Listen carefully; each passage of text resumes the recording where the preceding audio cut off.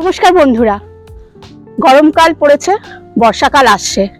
তো এই সময় প্রচুর মশাবাহিত রোগ হয়। তো আমরা মশাবাহিত রোগ সম্পর্কে অনেকেই কম বেশি জানি, কিন্তু মশা সম্পর্কে কজন জানি? তো মশা সম্পর্কে জানার জন্য আমি এক নতুন জায়গায় এসেছি, চলুন দেখে নিই। আমি আজ চলে এসেছি 149 আচার্য জগদীশচন্দ্র বোস রোডে, কলকাতা কর্পোরেশনের স্বাস্থ্য দপ্তরের ভেক্টর কন্ট্রোল ডিপার্টমেন্টে। এখানে সবার অজান্তে ঘটে চলেছে এক রাজস্ব যজ্ঞ।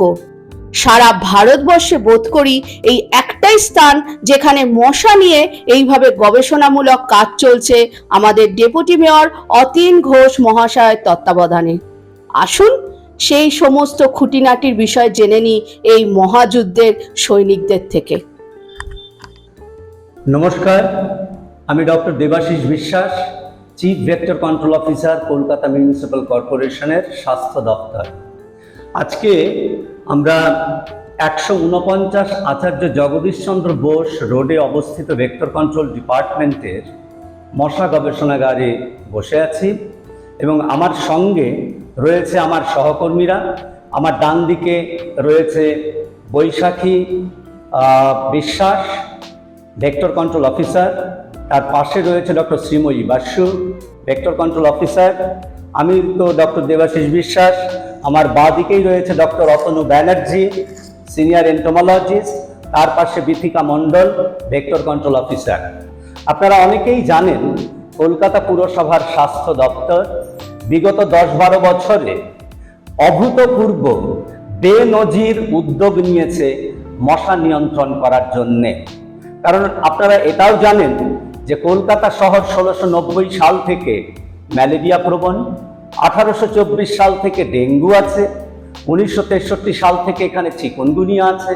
অর্থাৎ মশাবাহিত অসুখ বিসুখগুলি কলকাতা শহরে আছে, কিন্তু শুধুমাত্র চিকিৎসা করে বা কিছু ওষুধ খাইয়ে এই মশাবাহিত রোগের সংক্রমণ রোধ করা যাবে না।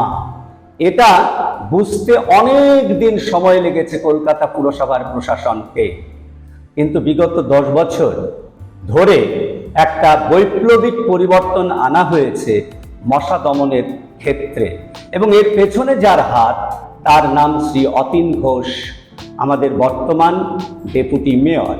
কারণ রাজনৈতিক সদিচ্ছা ছাড়া এত বড় কর্মকাণ্ড কখনোই সম্ভব হতো না। তো ভেক্টর কন্ট্রোল ডিপার্টমেন্টের 4 তলায় আমরা ভেক্টর কন্ট্রোল ডিপার্টমেন্টের 4 তলায় মশা গবেষণা কেন্দ্রে বসে আছি। এই মশা গবেষণা কেন্দ্রে 3টে ঘর আছে। একটা মশা গবেষণাগার, একটা ট্রেনিং রুম, অর্থাৎ বিভিন্ন কর্মীদের মশাবাহিত রোগ নিয়ন্ত্রণের ক্ষেত্রে, মশা নিয়ন্ত্রণের ক্ষেত্রে বিভিন্ন স্তরের কর্মীরা কাজ করছে কলকাতার 144টি ওয়ার্ডে। তাদেরকে হাতে কলমে শিক্ষা দেওয়া হয় কোন মশা দেখতে কেমন ইত্যাদি ইত্যাদি। এগুলো তার জন্যেই এই আমাদের গবেষণাগার। এবং তার পাশে রয়েছে একটা ডেমনস্ট্রেশন রুম। সেখানটায় কোন কীটনাশক কিভাবে স্প্রে করতে হবে, কখন স্প্রে করতে হবে, কোথায় স্প্রে করতে হবে, এই সব বিষয়গুলো ওখানে হাতে কলমে শেখানো হয়। কথা বলে নিই, পৃথিবীতে 3500 রকমের মশা আছে। কলকাতাতে 10 থেকে 12টি প্রজাতির মশা আছে। তার মধ্যে 3-4 রকমের প্রজাতি আছে যেগুলো মানুষের শত্রু। একটা হচ্ছে অ্যানোফিলিস স্টিফেনসাই, এটা ম্যালেরিয়া ছড়ায়। 2 নম্বর ইডিস ইজিপ্টাই, সারা পৃথিবীতে ডেঙ্গুর প্রধান বাহন। 3 নম্বর ইডিস অ্যালবোপিক্টাস, অল্প বিস্তর ডেঙ্গু ছড়ায়। কিন্তু সামগ্রিকভাবে কলকাতা শহরে এই কিউলেক্স কন্ট্রোল প্রজেক্ট যেটা আমরা নিয়েছি, যেটা ঐতিহাসিক, কারণ ভারতবর্ষ তো বটেই, পৃথিবীর অনেক দেশে এটা নেই। এটার সম্পর্কে আমাদের transactions of royal society of tropical medicine and hygiene, যেটাতে রানী এলিজাবেথ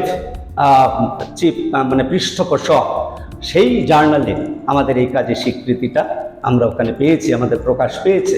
বিশ্ব উষ্ণায়ন 50 বছরের তাপমাত্রা নিয়ে ইন্ডিয়ান স্ট্যাটিস্টিক্যাল ইনস্টিটিউট একটা রিসার্চ করে, সেখানে দেখেছে যে কলকাতায় তাপমাত্রা বাড়ছে। এই তাপমাত্রার খামখেয়ালিপনা কখনো বৃষ্টি বেশি, কখনো বৃষ্টি কম, যখন ঠান্ডা থাকার কথা তখন গরম, যখন গরম থাকার কথা ঠান্ডা। এর ফলে কি হয়েছে, কলকাতার যে শীতলতম মাস জানুয়ারি, তখনও কলকাতা শহরে কম বেশি ডেঙ্গু হচ্ছে, আবার ডিসেম্বরেও হচ্ছে।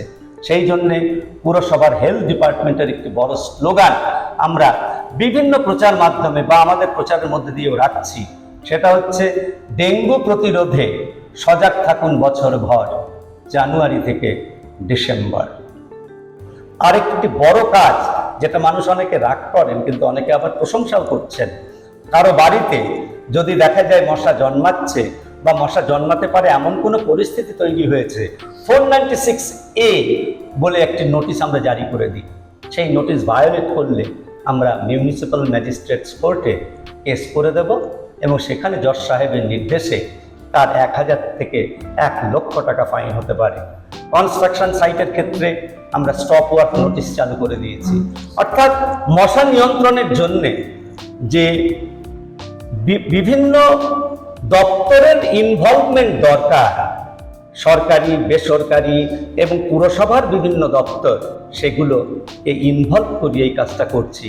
এবং এগুলো সব কিছুর পেছনে কিন্তু আবার ঘুরে ফিরে যে নামটি আসে, তার নাম শ্রী অতীন ঘোষ। নমস্কার।